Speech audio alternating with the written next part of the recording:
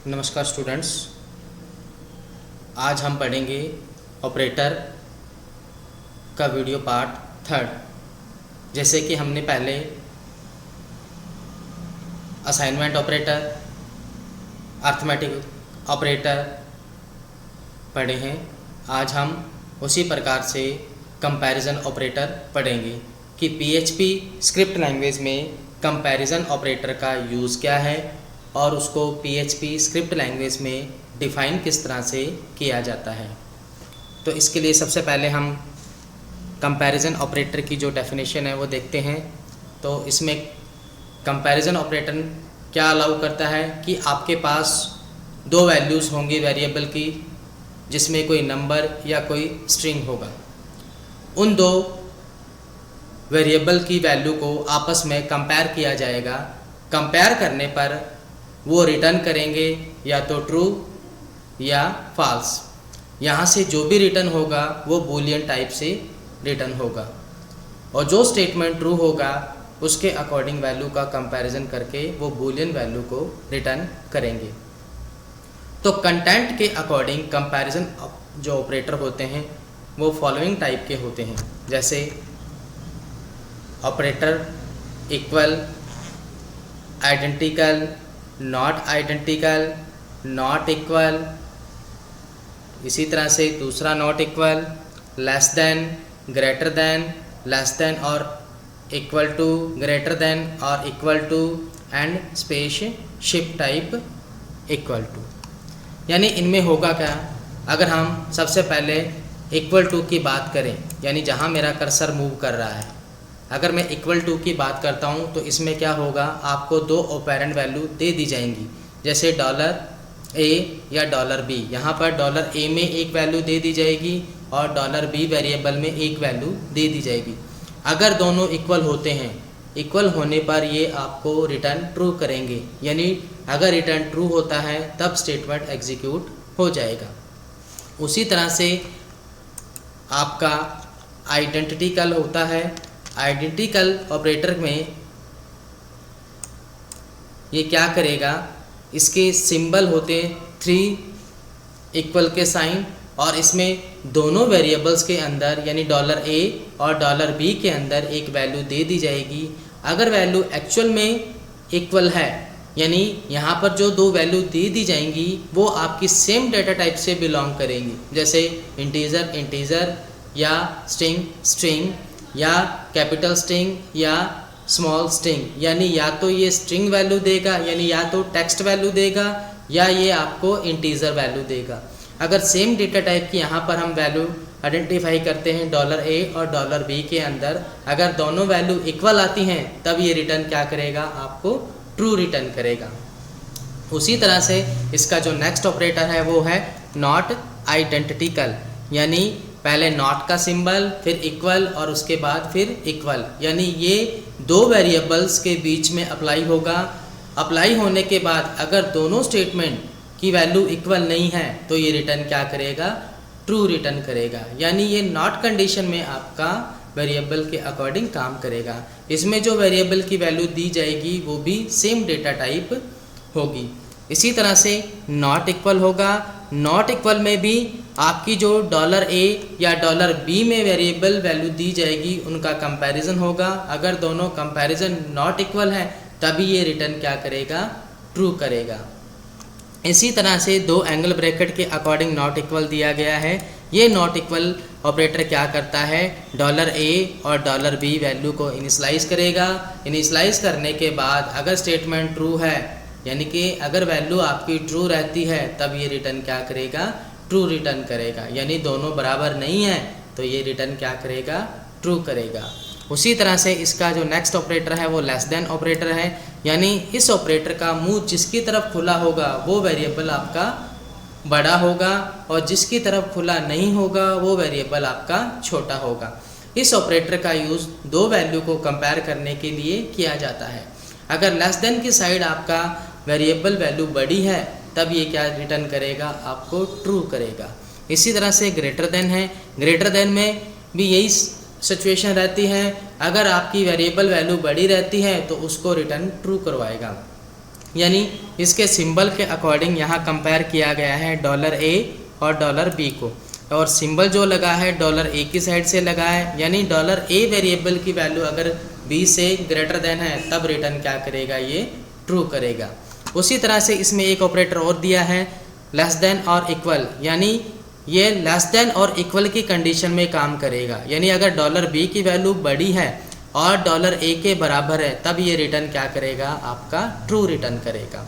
उसी तरह से ग्रेटर देन और इक्वल टू है, अगर यहाँ पर $A और $B के अंदर कोई वैल्यू दे दी जाए तब ये अगर $A की वैल्यू ग्रेटर देन है B से या $A की वैल्यू बराबर है $B के तब ये रिटर्न क्या करेगा, आपका ट्रू रिटर्न करेगा और आपका स्टेटमेंट एग्जीक्यूट होगा। उसी तरह से स्पेसिशिप ऑपरेटर होता है जिसमें दो वेरिएबल के मध्य इसको अप्लाई किया जाता है। अगर $A is less than $B है तब रिटर्न -1 करेगा, अगर $A इज़ इक्वल $B यानी $A और $B की वैल्यू बराबर है तब ये रिटर्न करेगा 0, अगर $A is greater than $B होगा तब ये रिटर्न क्या करेगा, 1 करेगा। इस तरह से एवरी वेरिएबल को कंपेयर करके ये आपको रिटर्न स्टेटमेंट के रूप में आंसर देगा, और जो स्टेटमेंट ट्रू होगा उसके अकॉर्डिंग आपका आंसर एग्जीक्यूट होगा, देन रिजल्ट आपका कैलकुलेट होगा। यानी कि आप ये कह सकते हो कि कंपैरिजन ऑपरेटर का जो यूज़ होता है वो एनी टू वेरिएबल्स की वैल्यू को कंपेयर करने के लिए किया। कंपैरिजन ऑपरेटर को समझने के लिए हम PHP स्क्रिप्ट लैंग्वेज में एक प्रोग्राम बनाते हैं। हमने क्या किया, नोटपैड में PHP स्क्रिप्ट लैंग्वेज का कोड क्रिएट किया। क्रिएट करने के बाद हम इस कोड को सेव करते हैं। सेव करने के लिए मैं फाइल मेन्यू पे जाता हूं और सेव कमांड का यूज़ करता हूं। जब मैं इसे फाइल को सेव करूंगा तो मेरी डायरेक्टरी जो लोकेशन रहेगी वो C ड्राइव के अंदर वैम्प के अंदर www और उसमें मेरी डायरेक्टरी बनी है डेमो, तो वहाँ पर इस फाइल को मैं सेव करता हूँ। मैंने अपनी फ़ाइल का नाम comm.php दे दिया और यहाँ सेव एज टाइप पे मैं ऑल फाइल करता हूँ और फाइल को सेव कर देता हूँ। सेव करने के बाद इस प्रोग्राम को मैं चलाने के लिए सबसे पहले वैम्प सर्वर चलाता हूँ और वैम्प सर्वर को रन करता हूँ। मेरी आइकन की स्क्रीन पर यहाँ पर रेड से ग्रीन वैम्प सर्वर का सिंबल आ गया है, यानी मेरा वैम्प सर्वर चल चुका है। अब मेरा नेक्स्ट जो प्रोसेस होगा, वैम्प सर्वर को वेब ब्राउज़र पर कॉल करना होगा। तो मैं अब वेब ब्राउज़र पर वैम्प सर्वर को कॉल करता हूँ। इसे चलाने के लिए मेरा IP जो होगा 127.0.0.1 रहेगा, या मैं लोकल होस्ट लिखकर इसको चला लूँगा। जैसे ही मैं इसको यहाँ कॉल करता हूँ मेरा वैम्प सर्वर ब्राउज़र पर कॉल हो जाता है और मेरी जो फाइल है वो डेमो नाम के फोल्डर में सेव पड़ी है और मेरी फाइल का नाम है comm.php, और यहाँ पर जैसे ही मैं क्लिक करता हूँ उसके अकॉर्डिंग मेरा आंसर आ जाता है। अब जैसे ये लाइन नंबर 11 में एरर बता रहा है, यानी लाइन नंबर 11 जो मेरी है 1 2 3 4 5 6 7 8 9 10 11 यहाँ है, तो यहाँ ये एरर बता रहा है क्योंकि मैंने इको के बाद सेमीकोलन नहीं लगाया है। जैसे मैं सेमीकोलन लगा के इसको सेव करता हूँ और इस प्रोग्राम को वापस रिफ़्रेश करके चलाता हूँ, तब मेरा जो भी आंसर होगा वो स्क्रीन पर दिखाई देगा।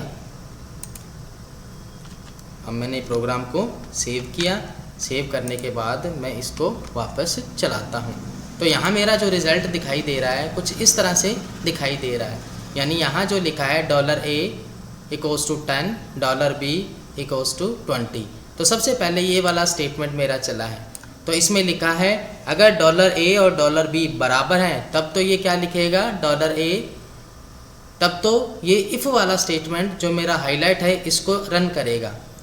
अगर ये ट्रू नहीं होता है तो ये एल्स वाले स्टेटमेंट को ट्रू करेगा।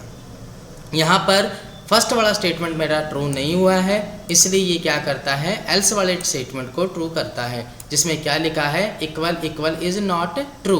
तो मेरा यहाँ जो आंसर आ रहा है इक्वल इज़ नॉट ट्रू आ रहा है।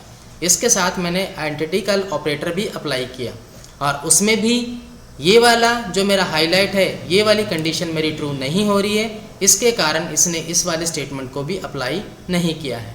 इसने एल्स वाला स्टेटमेंट चलाया है और जहाँ पर क्या लिखा है इक्वल इक्वल जो 3 बार है इज़ नॉट ट्रू। अगर इस स्टेटमेंट में मैंने लाइन छोड़कर प्रिंट करवाना है तो मैं क्या करता हूँ, जहाँ मेरा पहले वाला प्रिंट हुआ है यानी ये वाला एल्स जो प्रिंट हुआ है इसके अंदर मैं बी आर टैग का यूज़ करता हूँ। तो बी आर अप्लाई करने के लिए मैं यहाँ डॉट लगाता हूँ और एंगल ब्रैकेट के अंदर डबल कोट्स में बी आर टैग को लिख देता हूँ। जैसे मैं यहाँ बी आर लिख के सेव करता हूँ और फाइल को दोबारा रिफ़्रेश करता हूँ तो मेरा आंसर कुछ इस तरह से दिखाई देगा। यानी इस स्टेटमेंट में मेरा जो कंपैरिजन हुआ है वो ये वाला और ये वाला, ये दो मेरे एल्स वाले चले हैं, जबकि मेरा जो स्टेटमेंट था वो ये कहता था अगर आपकी कंडीशन ट्रू है तभी ये एग्जीक्यूट होगा, अदरवाइज एग्जीक्यूट नहीं होगा। यानी मेरा जो स्टेटमेंट डिफाइन किया गया है वो इफ़ के अंदर किया गया है, यानी ये वाला स्टेटमेंट मेरा ट्रू नहीं है, इसलिए इसने एल्स वाले पार्ट को रन किया है। अगर ये वाला स्टेटमेंट मैं ट्रू कर देता हूँ, जैसे यहाँ मैं 10 लिख देता हूँ और इसको वापस सेव करके चलाता हूँ, तो जो मेरी ट्रू वाली कंडीशन है वही अप्लाई होगी, देन उसके अकॉर्डिंग ही मेरा रिज़ल्ट आएगा। अब इस प्रोग्राम को वापस रिफ़्रेश करता हूँ तो देखिए मेरा जो रिज़ल्ट आया है वो ट्रू वाला स्टेटमेंट आया है। वही लाइन छोड़ने के लिए मैं क्या करता हूँ, यहाँ भी डबल कोट्स के अंदर बी आर टैग अप्लाई कर देता हूँ, जिसके कारण मेरा प्रोग्राम एक सिस्टमैटिक हो जाएगा। इसी प्रोग्राम को मैं वापस रिफ़्रेश करके चलाता हूँ। जैसे ही रिफ़्रेश करके चलाया तो मेरा दिखाई दे रहा है मेरे को $A इक्वल $B, यानी फर्स्ट वाला जो है वो स्टेटमेंट भी ट्रू हुआ है और जो सेकंड वाला इफ़ में लिखा है आइडेंटिकल वो भी ट्रू हुआ है। यानी कंपैरिजन ऑपरेटर के ये दोनों इक्वल और आइडेंटिकल क्या कहते हैं, अगर आपके स्टेटमेंट इक्वल हैं तभी ये स्टेटमेंट ट्रू करेगा, अदरवाइज ये ट्रू नहीं करेगा। इसी तरह से अगर मैं इसमें नॉट इक्वल लगाता हूँ, यानी अगर मैं ये वाले सिंबल लग के यहाँ प्रोग्रामिंग करता हूँ देन उसके अकॉर्डिंग भी मेरा रिज़ल्ट यहाँ दिखाई देगा। तो इन स्टेटमेंट को अप्लाई करने के लिए मैंने क्या किया, यहाँ नॉट इक्वल और सेकंड जो है ये वाला नॉट इक्वल मैंने अप्लाई किया, ये नॉट और इक्वल, और यहाँ थोड़ा सा मैंने वैल्यू को चेंज कर दिया, यहाँ मैंने कर दिया 40। उसके बाद मैं प्रोग्राम को वापस सेव करता हूँ। सेव करने के बाद मैं देखता हूँ कि मेरा जो कंपैरिजन होगा इसके अकॉर्डिंग होगा। अब इसको मैं वापस रिफ़्रेश करके चलाता हूँ तो मेरा आंसर जो आया है वो इज़ ट्रू ही आया है।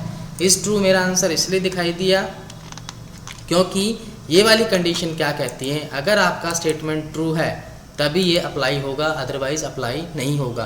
तो यहाँ नॉट इक्वल में क्या लिखा हुआ है मेरा $A और $B का कंपैरिजन, जबकि यहाँ $A की वैल्यू 10 दे रखी है और $B की वैल्यू 40 दे रखी है। उसी तरह से $A की वैल्यू यहाँ 10 आएगी और $B की वैल्यू 40 आएगी। यहाँ भी दोनों का कंपैरिजन हुआ और यहाँ भी दोनों का कंपैरिजन हुआ। आइडेंटिकल और नॉट आइडेंटिकल और नॉट इक्वल में कंपैरिजन के अकॉर्डिंग इसने अपना आंसर दे दिया।